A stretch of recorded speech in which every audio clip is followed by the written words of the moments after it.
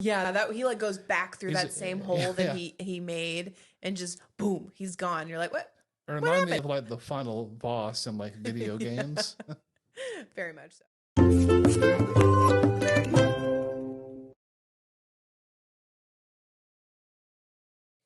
Hey, and welcome to another episode of the Emblio podcast. My name is Josh, and it's getting closer and closer to that holiday season. We're in the throes of Thanksgiving prep and coming up on Christmas. Trying not to decorate, trying to hold off so that we don't get burnt out. But with the holidays comes holiday treats and goodies. And Rebecca, you love one particular one that comes out each year. And what are those? I love the white fudge covered Oreos. Yes, so those are wonderful. They're the best. I saw them in the grocery store earlier, and we like literally we hadn't even walked through like the Hmm. main doors. We just Yeah, were it was in the outside where the shopping carts we are. were they were where the shopping carts were. I saw them as we were entering in, and Yeah, I and was just like, and that's mine. Yeah, yeah, yeah, immediately put it and I in. saw the Ritz as well. So I Yeah, those aren't picked my up those. favorite. I mean, I like them. I guess They're okay. yeah, They're just I don't know. I think I've decided that I just don't. Well, I think it's covered in semi-sweet chocolate, right. and I just don't You don't like like that? No. semi-sweet chocolate. Yeah. I that's why okay, so I've realized I don't like chocolate chip cookies. Right, yeah, And this is something I've known about you for, gosh, I mean, well, it's been a new discovery really the past couple of years. well, the news discovery is I think it's because I don't like semi-sweet chocolate. Hmm. And because I really like Crumble Cookies has a chocolate chip cookie, but they use like big fat milk chocolate chips rather than the semi-sweet. And Right. I just don't like semi-sweet. Give me like dark or sweet. I don't want the in between. Um, that's just me personally. But yeah. And if you're gonna do semi-sweet, you need like four chocolate chips max. Like one for each bite of the cookie. That's my perfect ratio anyway. Nice. Awesome. Well, some of you may have noticed, some changes here with the background and the logo. So we're gearing up for 2024, making some new improvements, some new looks. So we're hoping to have that, locked down here, um, the next few weeks, because we would like to change it up. Not too drastically, not too much, but with our video component, we do want to have that be, as I say, S tier. Yeah. Yeah, and we're looking at this month trying to get ahead so that we can get out all of our really fun Patreon stuff that we've got going on. Yeah, So that'd be good. yes, if you weren't aware, we are going to be launching that Patreon. It'll be actually a week from today, if you're listening to this on the release day of the 18th, but or sorry, 17th. Getting ahead of myself. Again, we come out with episodes on each Friday, not each Saturday, but each Friday.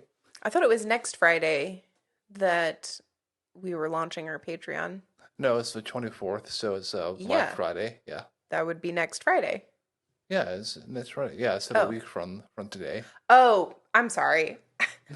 I thought you were saying like tomorrow, and I was like, I don't No, think no, it's no, no, tomorrow. no, not tomorrow. No, yeah, we got some things to get through. But yeah, really, as you said, we're trying to get ahead and trying to have things all done for at least the first month or so of the Patreon kickoff.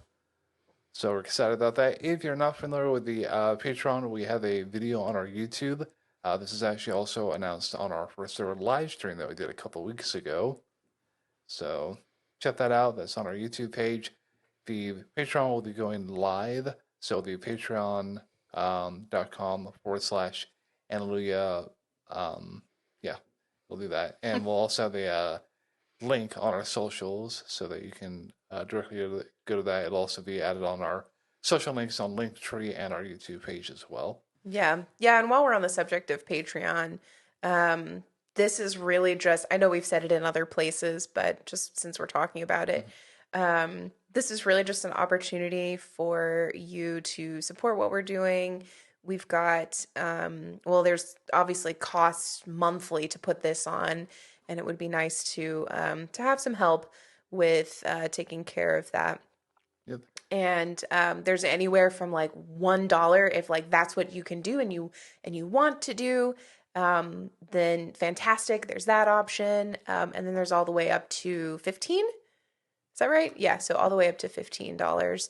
So it just depends on where you feel like God is leading you, because obviously, I think he needs to be a part of that decision as well, Yes. if you're feeling led to. But we would love to have you a part of our whole new Patreon community that we're building, as well. So I think it'll be really fun.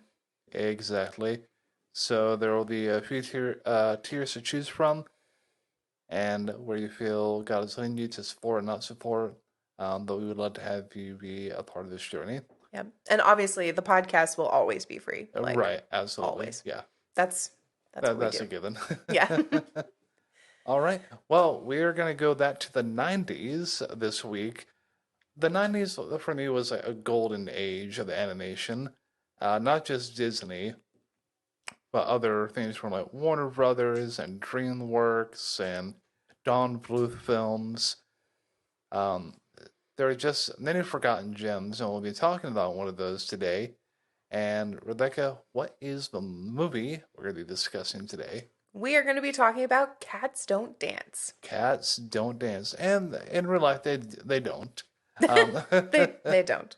But this movie says, what if they did? Yes. For cats, I was about to say for cats that don't know, The cool cats. yeah, all you cool cats and kittens out there. Anyway, for those of you who don't know what Cats Don't Dance is, it is a story about a cat named Danny who comes from Kokomo, Indiana, to Hollywood to pursue his dreams of getting a big starring role and being an actor and an entertainer in the industry. And he's very optimistic. He's got a list and he's going to get it all checked off. In like a week. Yeah, in like a week. Which is totally unrealistic, Yeah. but he's like, woo, I'm going to do it. Okay, sure. But as a kid, when I watched this, I didn't understand like the whole the whole subtext of it, and Yeah. it's really an allegory, which we'll get into as well. Have you read that anybody else has made this same connection? Are we the only ones? No, I don't know, we're the this only connection ones. has been made before. I've read some Okay. Reddit posts and Okay. other things. I thought surely other Right. people have kind Yeah. of noticed that as well. Right. Yeah. But our main theme for this episode is perseverance through prejudice. And when we're talking about prejudice, that's, again, having a low opinion of a certain class, certain race, what have you, and being treated differently if you're not in the majority, I'll say. It could be, honestly, you could have a prejudice about anything. Yeah. You could have a prejudice against the anime community. Yeah. You could have a yeah. prejudice against whoever. There's all kind of things. I fell in that category for like the anime community. Yeah. For a long time, I did have a prejudice against all of that because I didn't really understand. Right, you didn't understand, and now the more you've gotten into that community, and the more you've watched and consumed it, your views change. It did, yeah. Once I really like dug in and got to know what it was actually all about, then it was like, oh, I actually really like this. If only I'd have had that mentality in high school, I think I would have had perhaps even deeper friendships with the people around me. But that's okay. So, to give a bit of a historical context, this movie takes place in 1939, and you might think, well, how do we know that? Well, there's different nods to older classic movies, one of which, most notably, is Gone with the Wind. They've got the new marquee up there, they got the new poster for marketing, and There's Gone also with The Wizard of Oz, and the Wizard of Oz. Yep, that was the same year, right? around the same time or the same year. It was Yes. very close, yeah. Well, there was even a part where there was Toto, was one of the little characters, Oh and he was yeah, trying to use the shoes to yeah. Nothing's tap like his way home. home. Nothing's like yeah. Yeah. So either they were like in production of that or not. Um, yeah, no, I think it was the same year because Gone with the Wind was one of, if not the first, fully in color. And then The Wizard of Oz, I want to say it was the same year that they Yes. released because Right. that Because wowed the audience as right. well that it was in black and white. And then boom, when she goes to Oz, it's in color all of the Yeah. Because sudden. that was Yeah. the explosion of Technicolor. Right, With that right. introduction. Yeah. So we kind of noticed that, and that gives us a hint of like, okay, well, this is within that time period, and you can also see the manner of like dress and the attire that the animals are wearing, and also the cars that are being driven. Yeah. And so we have anthropomorphic animals, and we also had humans alongside this. We also saw this in Roger Rabbit as well, which came around. I think Roger Rabbit was actually late 80s, early 90s, so this was before Cats Don't Dance, Hmm. if I'm remembering correctly. Oh, I don't know. So We this did watch was Roger Rabbit recently. we did. This was put out by Warner Brothers, and Warner Brothers around that time also was doing things like the Iron Giant, Zombie Island, Scooby Doo special movie, and Oh. Cartoon Network was also a new network on the scene at that time, which promoted things like Iron Giant, Cats Don't Dance, and a lot of new series like Dexter's Laboratory, Powerpuff Girls, a whole new gambit Classics. of, In our of now they are yeah, anyway. yeah. But right from the get go, we can almost see this allegory of prejudice towards the anthropomorphic characters. Even though Danny is very optimistic when he meets characters like Cranston and Sawyer and Wooly, um, I'm they know impressed that that you remember those names, by the way, yeah. because Just we watched it literally last night. pulling it from memory. But yeah, so he meets these other characters, and they're not, that optimistic. They're in an agency waiting for like little bit parts. Well, they've been jaded because they've been in the industry for a while, it Right. seems like, trying to make it, getting these really small parts. And yeah, they're not, it's not offering very much Mm-hmm. in there.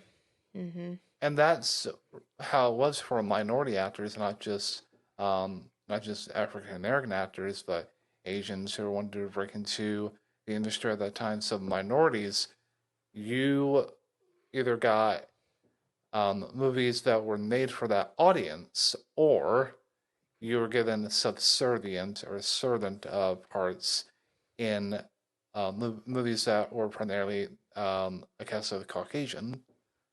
Did you do research Mm-hmm. on all of that? Yeah. Okay. That's Um, interesting to know.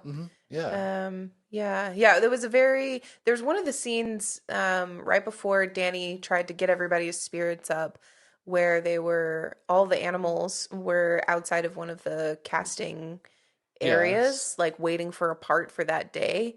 Right. And they're like, all right, all we need is the whoever it was, the lion or Oh, the somebody. wildebeest, or Yeah, the something. wildebeest. Yeah. Well, And even when he's in the agency, Sawyer's taking like phone calls like, "Oh, you need a lamb," and the guy throws stuff. It's like, sacrificial lamb." Oh no.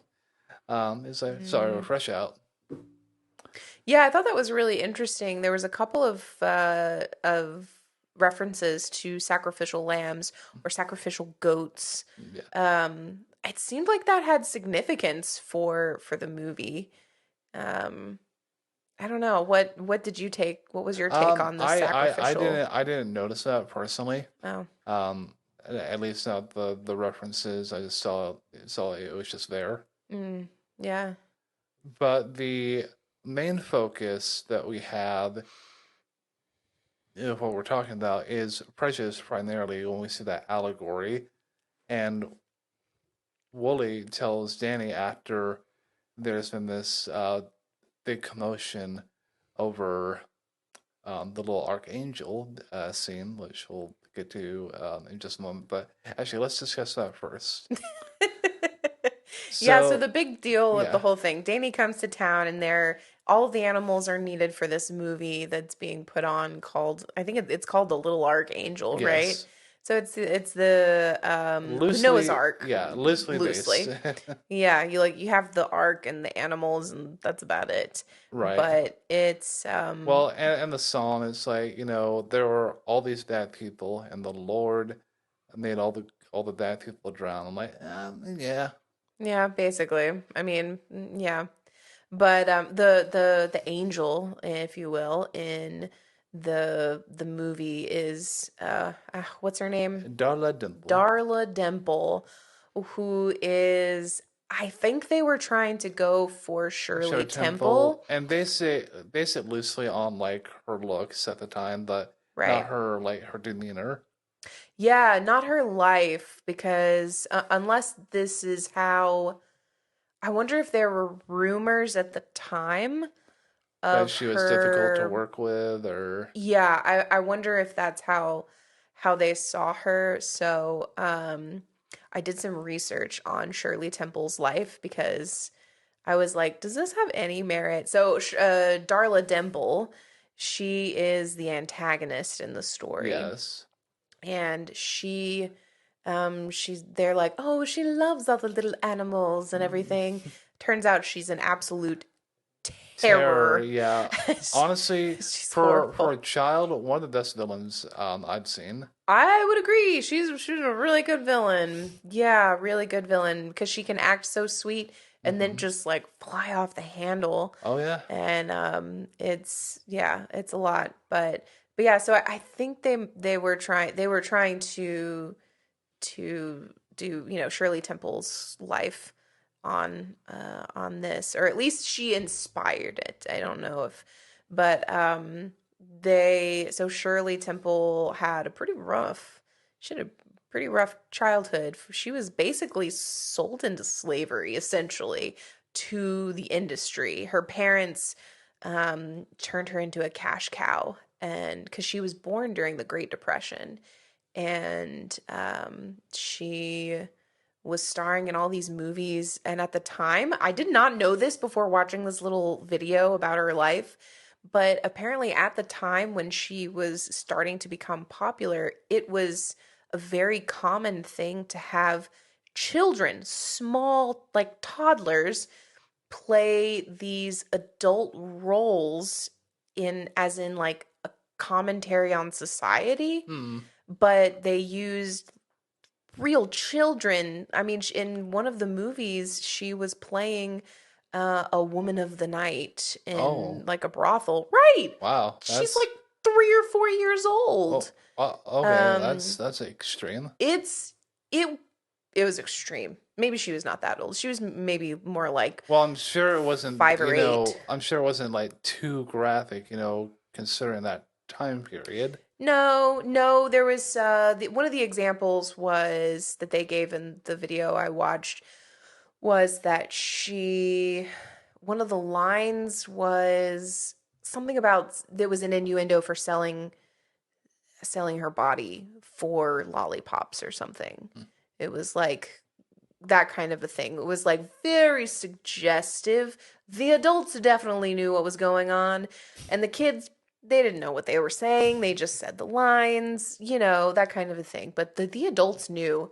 What was crazy was that to deal with a lot of these toddlers on set is they would make them stand, like if they were, being children and they were getting rowdy for whatever reason, being kids, they would punish them by having them stand in a cold puddle of water until they literally cooled off. Oh, And if that didn't work, they put them basically in the chokey Oh, from like Matilda. oh gosh. It was this small, soundproof, padded room with an ice block in the center that they had to sit on. Oof, man. That's Right? so rough.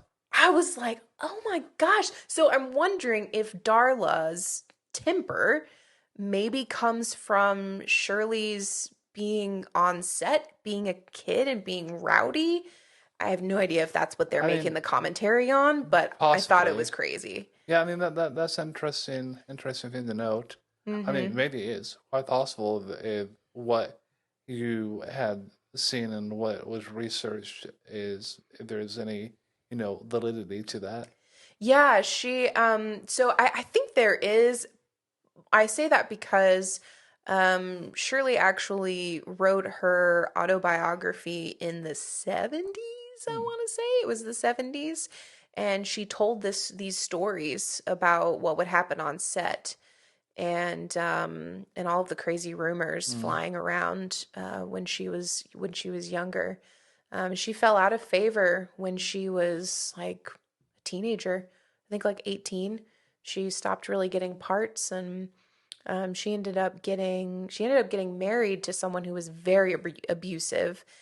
Finally got a divorce from him, and just like 6 months later or something, she was engaged again. But this time, it was a very long-lasting sort of love of her life kind of a thing. So it was like, oh, good. I'm glad she found some happiness. My goodness, it was a wild ride of a story. But anyway, this isn't supposed to be all about Shirley Temple's life, or Mrs. Black, as she preferred to go by, apparently later in life. She's seen on screen of some recording where she literally says that from her mouth. She was like, Mrs. Black would be most appropriate. But or if you can't do that, then Shirley, but not Miss Temple. Hmm. She did not want to be referred to that way, which I thought was very interesting. Yeah, so there's a little bit of background, kind of who the antagonist is, kind of like foreign actor. Potentially, No, potentially, yeah. yeah. But Darla Dimple is very different, at least. Yes, Her character is very malicious, very she's afraid that the animals are going to take over her role, her right. stardom, and that's when shenanigans ensue. Yes. So getting back to the whole little archangel, Mm. it, they're all on set, and Danny gets the script, and he's like, "Meow, that's it." Yeah, I Yeah. mean, it certainly is like something. It's like they probably won't mind that jazz it up, like meow, meow, say meow. Doing impressions, yeah. Yeah, Yep. it's like meow, and he takes it too far when Darla gets into her song, and she kind of gives him this look, like when he says meow. And she's like, what are you doing? You're messing up my show, taking away from Yeah, my show here. yeah. Yeah. Because Darla's the star, she knows that the animals are subservient, only meant to be, background characters, and because it is all on her, and she knows it, and she flaunts it very well. Yeah. And I don't know, we haven't specifically said what we think the this is an allegory of, but we think it's a race Yeah, situation. We think it's talking about I think it's anybody who's not white, but I right. think specifically the African American population is what this is probably hinting about Mhm. or a commentary on. Yeah, Um, I would say that you're right. Because in that time in Hollywood, they were not accepted, and if they did get roles, it was like these little bit parts. Um, but yeah, so my grandfather, my dad's dad, grew up in a little teeny tiny town in Alabama, and he I'm pretty sure up until the day he died, he believed that African Americans were only supposed to be there to entertain us. oh well, Yeah. wow, Woo! yeah, would not fly today. No, Yeah, no, definitely not. and again, we certainly don't believe that that is their people, just just like everybody else. Absolutely. Yeah, times have changed. But like I said, a teeny tiny town in the middle of Alabama. So different world. Right. And the kind of that's what I'm looking for. Disruption that happens during the little archangel is after Danny kind of like shows off trying to, boast about his acting abilities. I mean, he's good. Yeah, I mean, he's But good. But Darla ain't having it. no. And so she yells, cut. We start to see her true nature at that time. And she's wanting to get down from, the rope that she's being held on, simulate her flying as an angel. Hilarity ensues, and she then calls her butler, Max. Her manservant. We think that this is just a regular butler that's maybe, just kind of like big and bulky, but my gosh, this guy enters and he knows when to get things done. You can just see everybody cowering because he's bursted through that wall, and how he exits, he just vanishes in like a white light. Yeah, that he like goes back through He's that same hole that yeah. he made and just boom, he's gone. You're like, what? It What reminded me of happened? like the final boss in like video games. Very much so. Just like the ominous music and yeah. So that's the altercation that happens. And this is where we then cut to a scene with Pudge, who's a little penguin that Danny first meets when he comes to Hollywood, and Wooly, Woolly Mammoth, kind of on the nose there, but Well, he's an elephant, yeah, but yeah, yes, he plays the mammoth, which yes, is MGM Studios. right. Yeah. Yeah. Well, I mean, yeah, it's a not MGM, but it's Wooly. It's like Yeah. Mammoth Studios. Yeah. So where's a big Tuscany lives his trunk and yeah. Well, come to find out, when Danny is having this tea with Wooly and they're talking about what happened, and he's like, "You made quite a stir today. Jolly good show. That's what needed to happen." And well, Wooly says, we've all been here for a while," and he looks at these pictures of Sawyer and Cranston and Tilly, in the prime of their life, in their starry-eyed days of wanting to make it.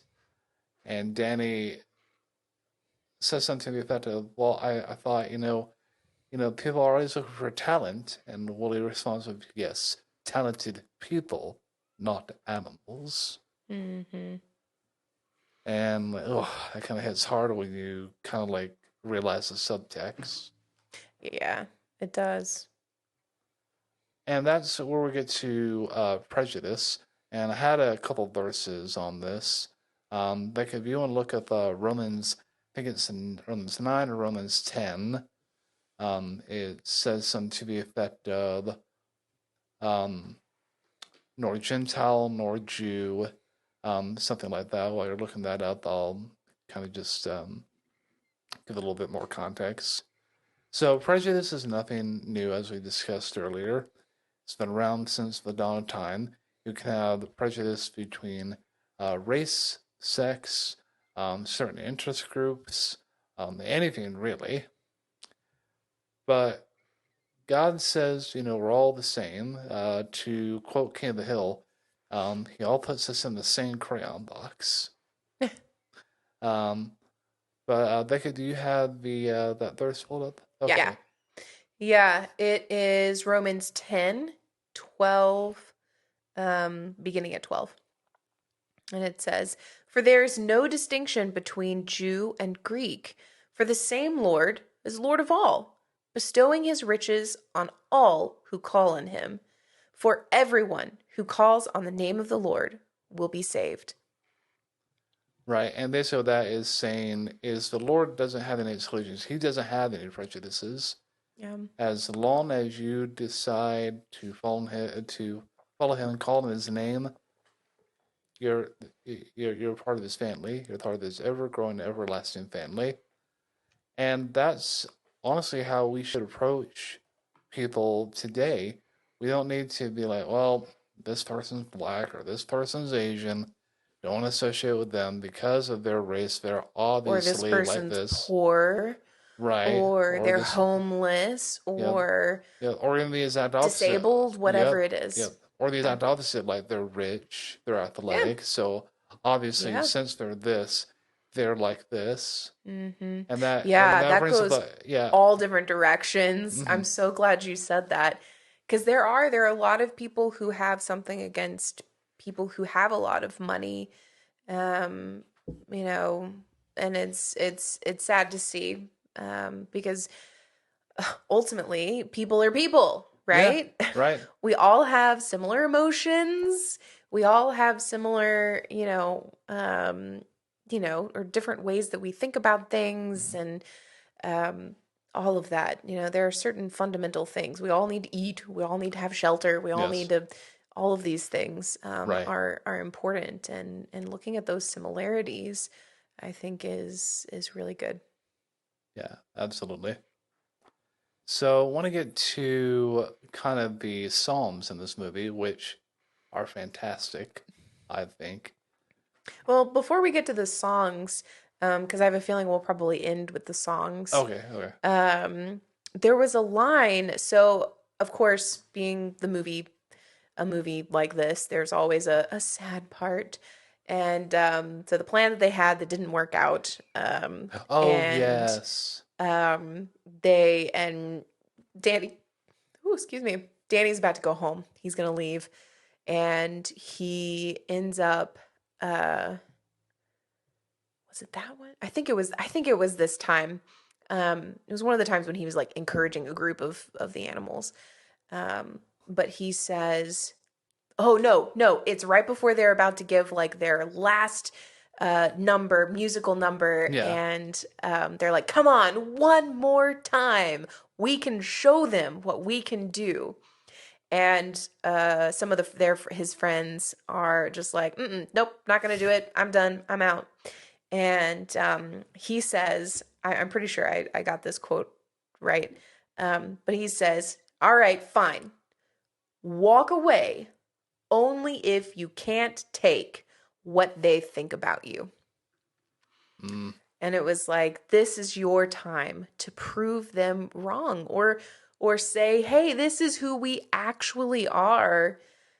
Are you willing to just let that go if you have an opportunity?" Um, and I think there's two thoughts that I have about that.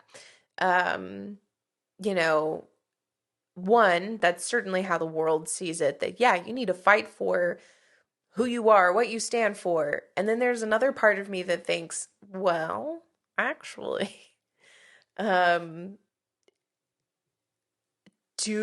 are we called to stand up for ourselves in that way? Like, it's not.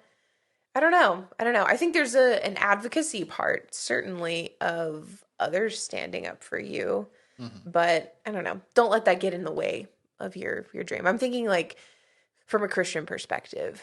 Um, there will be persecution for our faith. Now, I don't know if we've talked about this on the podcast before. I think we have. But like I think it can be kind of a dangerous thing to say in America specifically about, "Oh, I'm being persecuted as for my faith." Maybe some. Maybe some. Maybe There are some. some areas where that happens. Right. But it's I nowhere near the persecution that others have dealt with mm, in other in other places. countries, Yeah. yeah, there's like whole systems that are against Christians. Yeah. And in America, um, for the most part, we have it really good. Yeah. Now I know a lot of my perspective has to do where I live, where we live. Yeah. I mean, 'cause we Um, live in the Bible Belt, right, and right. yeah, Now it might be very different yeah, for I people would in agree with you. California. Where we live, yeah, where we Right. live, we do have it, quote unquote, pretty good. But Hmm. I mean, just because of the location, honestly. Yeah, I think the more it can be dangerous for the church to in places where they're very welcomed, Yeah. to say, God says you're going to be persecuted.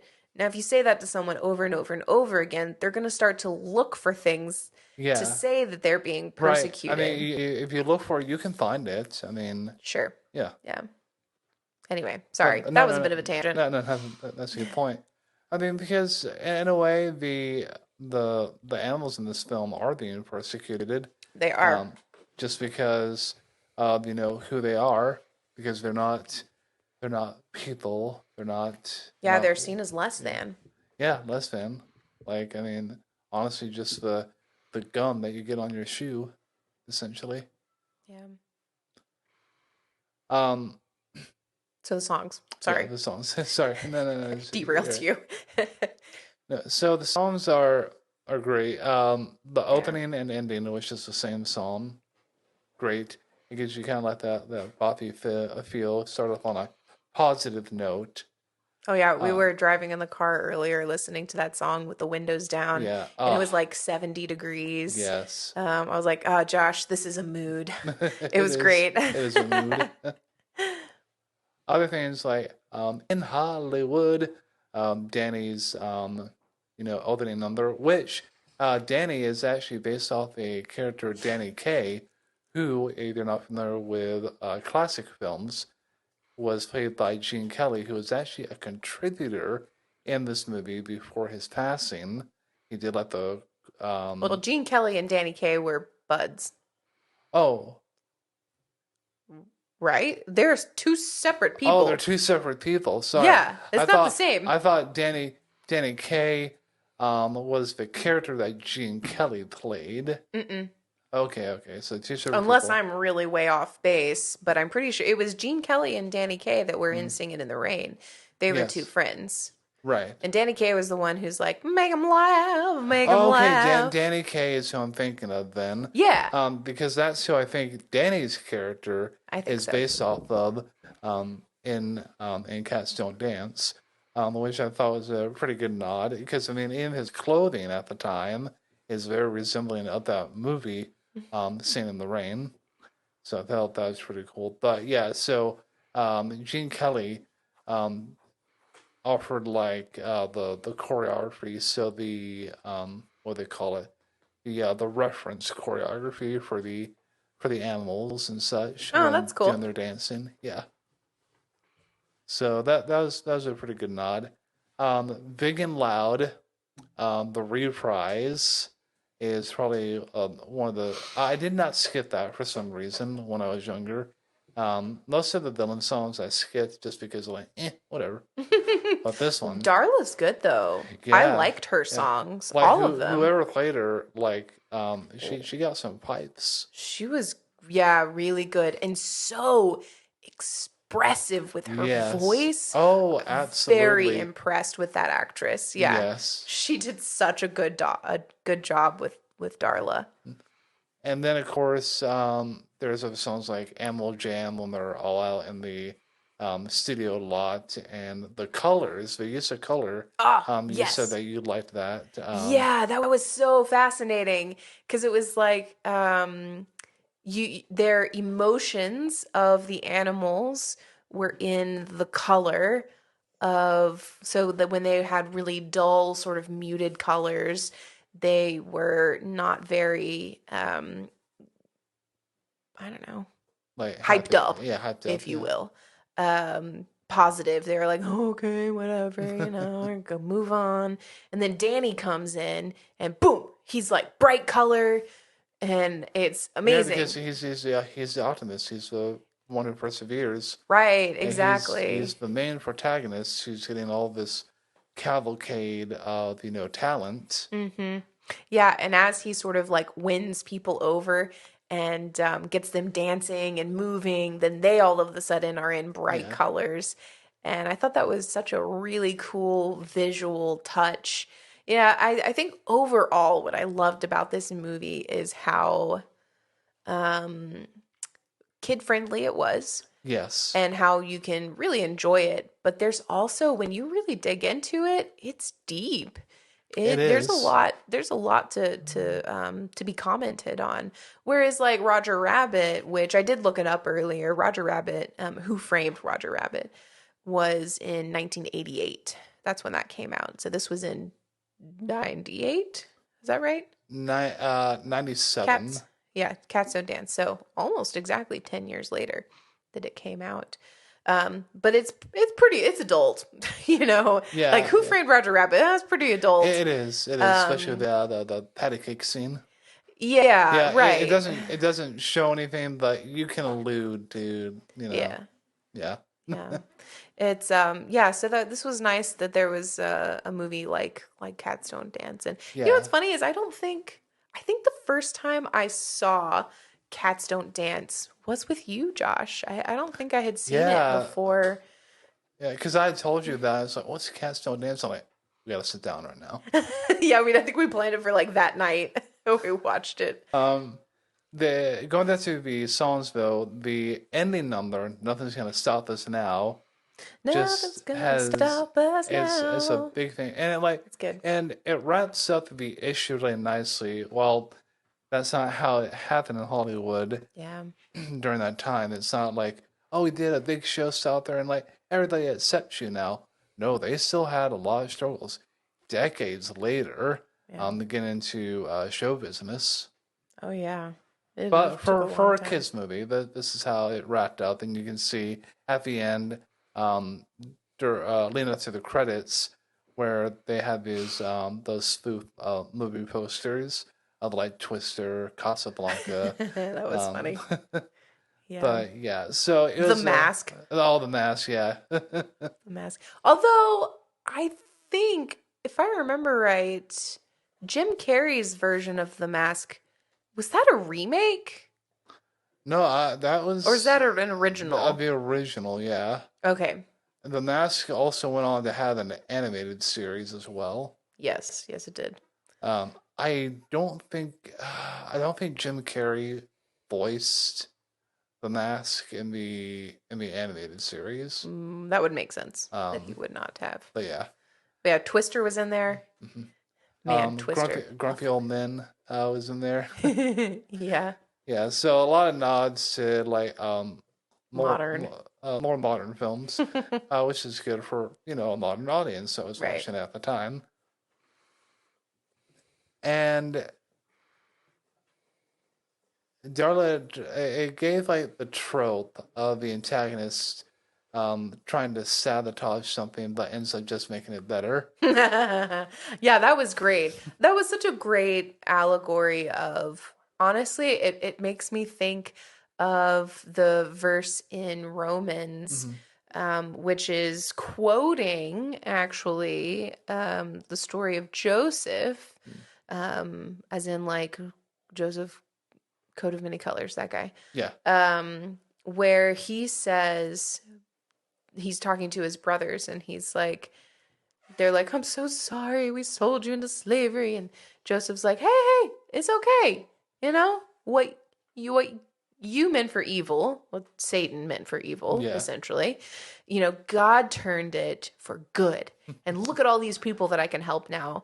And that's the kind of the vibe that I got from the song, that like, if we're saying Darla is Satan, if you will, or acting on behalf of Satan, Oh gosh. trying to destroy the cats and all the animals and what they're trying to do, Hmm.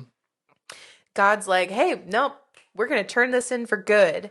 Yep. Even if And you do pull the granddaddy of all switches. oh God, gosh, that was funny. Yeah, that was like, oh wow, okay, the granddaddy of all switches. All right, I'm gonna pull that lever. And that type of thing has been used as like a gag in many other animations. But yeah, so Casto Dance, one of my favorites, honestly, from childhood.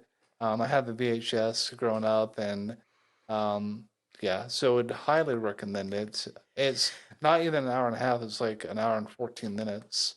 So definitely something you could just watch in an afternoon or basically any free time that you have. So with Cats Don't Dance, I know that it's on some streaming services, available for rent. I would highly, highly recommend it. Um, as we mentioned earlier in this episode, Patreon is going to be releasing next Friday, so on Black Friday. So get ready for that. We're very excited. We'll also have a short bonus episode for Thanksgiving, in addition to our regularly scheduled Friday episode. So that'll be coming out earlier next week. So be on the lookout for that as well. Just something, not fully, just something like short and fun. But until next time, keep those halos shiny and stay holy, my friends. Bye, guys.